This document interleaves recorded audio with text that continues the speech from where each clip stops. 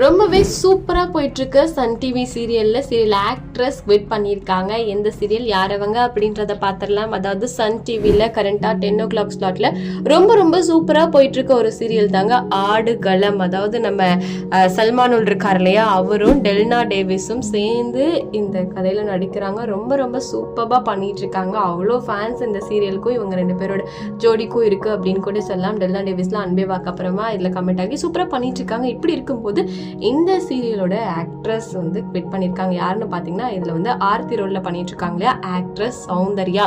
அவங்க தான் இப்போ ஆடுகளம் சீரியலில் ஆர்த்தி ரோல்லேருந்து குவிட் பண்ணியிருக்காங்க அப்படின்ற ஒரு தகவல் கிடச்சிருக்குங்க.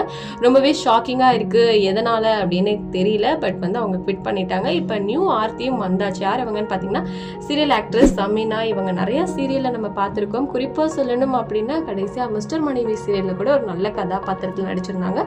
ரொம்பவே சூப்பராக நடிக்கக்கூடிய ஆக்ட்ரஸ் தான்.